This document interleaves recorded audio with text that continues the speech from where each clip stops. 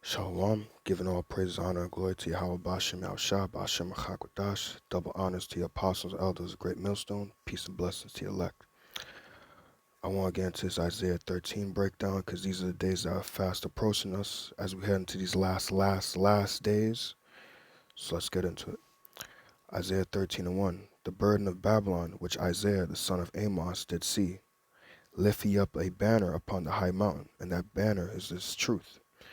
Precept for that is, Salaki, give me one moment. Psalm 60.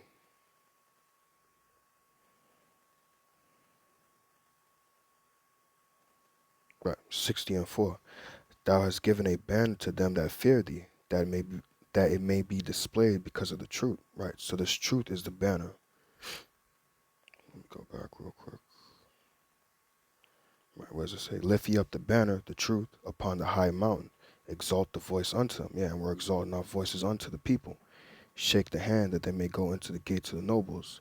And our apostles and elders from on down are the nobles. And we're telling the elect to come in to flee this place, depart from this place because it's not your rest. Verse 3, I have commanded my sanctified ones, which is talking about the Lord's elect. I have also called my mighty ones from mine anger, even them that rejoice in my highness. The noise of a multitude in the mountains, like as of a great people, a tumultuous noise of the kingdoms of the nations gathered. Right, and that's talking about over there in the Middle East, the Lord is gathering up that army for the judgment. For a second, let me just get the precept for that. I believe that's Joel 3. Right, yeah, Joel 3 and 2. I will also gather all the nations and will bring them down into the valley of Jehoshaphat. In the Hebrew, that's Yahweh Mashaphat, Yahweh's judgment. And will plead with them there for my people and for my heritage Israel. Yeah, so that's where the Lord in the Middle East is going to judge all the nations for the evils that they've committed against Israel. Going back, Salakia, bear with me. Right, the noise of a multitude in the mountain, like as of a great people, a tumultuous noise of the kingdoms of the nations gathered together. The Lord of hosts mustereth the host of the battle. They come from a far country, from the end of they come from a far country, from the end of heaven. The end. That's talking about the missiles that's going to come when Russia and all these other nations shoot nukes to America. Even the Lord and the weapons of his indignation, right? Those weapons of the Lord's indignation are those missiles to destroy the whole land.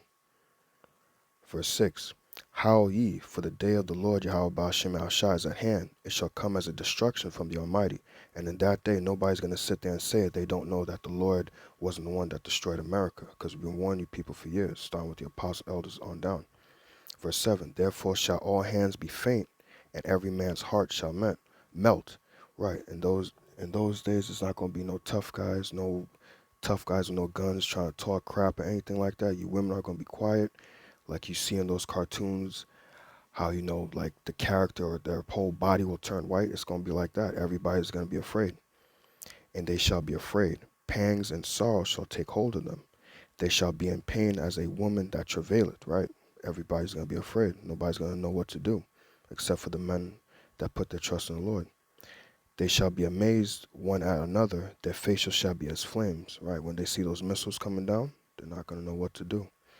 Verse 9, Behold, the day of the Lord Yahweh Ba'ashem Yahushua cometh, cruel both with wrath and fierce anger, to lay the land desolate, and he shall destroy the sinners thereof out of it. For the stars of heaven and the constellations thereof shall not give their light. The sun shall be darkened in his going forth, and the moon shall not cause her light to shine. Right? Because when all those missiles are shot in the air, it's going to black out the whole sky. You're not going to be able to see the sun, no stars, no light is going to be able. All you're going to see is black, and then you're just going to see fire just come upon the whole land. Verse 11, And I will punish the world for their evil, and the wicked for their iniquity, and will cause the arrogancy of the proud to cease, and will lay low the haughtiness of the terrible. Right? In those days, nobody's going to be proud. You can't be proud against a missile or anything like that. You're not going to talk any type of crap. Verse 12, I will make a man more precious than fine gold, even a man than the golden wedge of Ophir. And that's what the Lord is doing right now with his elect. Matter of fact, let me get a precept for that. I don't have the Apocrypha on this, but I'll just read it from my book. Slaki, give me one moment.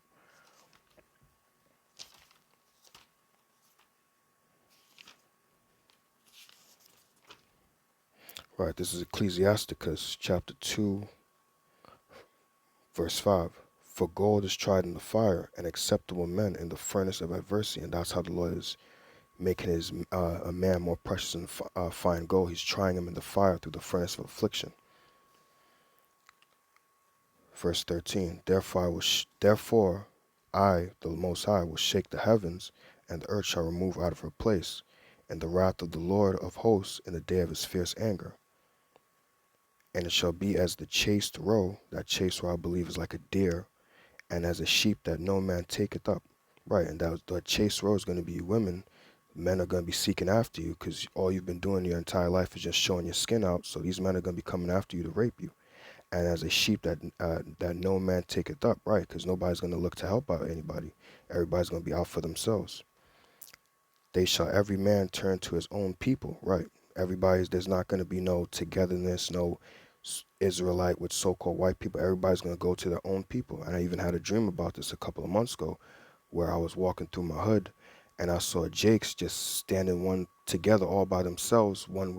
I saw Jake standing with themselves together, and Edomites was on the other side, and nobody was together. Everybody had a serious face, and it was just nation with their own nation. Nobody was being loving up on one another.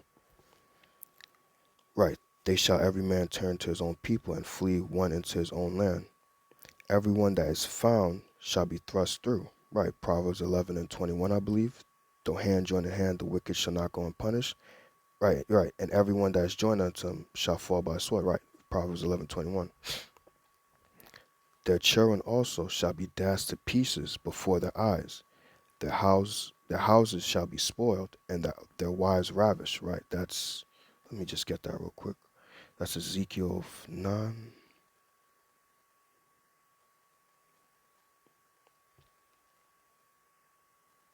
Right. Ezekiel 9 and 5.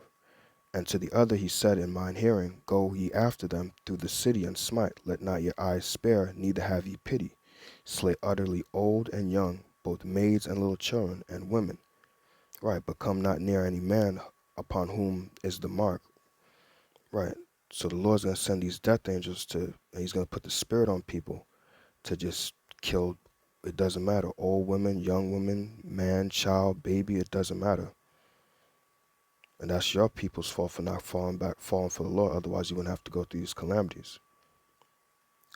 Verse 17, Behold, I will stir up the Medes against them, which represent the Russians, which shall not regard silver as for gold. They shall not delight in it.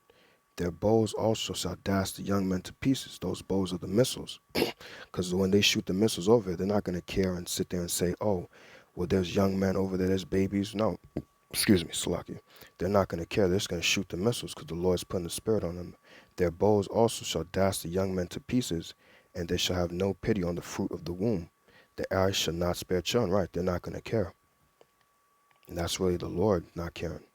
And Babylon, the glory of kingdoms, the beauty of the Chaldees' excellency, shall be as when the Most High overthrew Sodom and Gomorrah. Same way Sodom and Gomorrah went out is the same way America went out. And America is worse than Sodom and Gomorrah. So that means the judgment is going to be 100 times worse than Sodom and Gomorrah. Verse 20, It shall never be inhabited, neither shall it be dwelt from generation to generation. Neither shall the Arabian pitch tent there, neither shall the shepherds make their fold there. Right, this land is going to be laid completely desolate. Nobody's going to be able to come back to America and try to profit off of anything. But wild beasts of the desert shall lie there, and the house shall be full of doleful creatures, and owls shall dwell there, and satyrs shall dance there. Right, so lizards, iguanas, all those weird creatures that dwell in the dark are going to be here because this place is going to be left a desert. And you wouldn't want to be here or try to set up shop here after nuclear fire because the radiation is still going to be around. You'd be a fool to come back to this land. This place is going to be left as an example to anybody who would ever live wickedly. Verse 22, And the wild beasts of the islands shall cry in their desolate houses, and the dragons in their pleasant places, and her time is come, and her time is near to come, and her days shall not be prolonged. All right, and we're hitting those days very, very, very fast in these last days that we don't have very much time left. Like the Lord said, her days shall not be prolonged. So I pray and hope that was edifying unto your elect. I just want to end off with one little video, just a little YouTube video I saw. This is basically what the Most High is saying about America right now. That I'm going to just let the video play out for itself.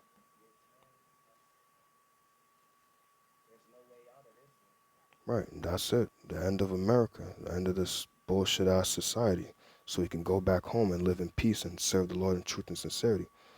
I pray and hope that that was edifying unto your elect. As always, I want to give all praise, honor, and glory to Yahweh, Ba'ashem, Yahweh Shah, Ba'ashem, Rachakodash. Shalom.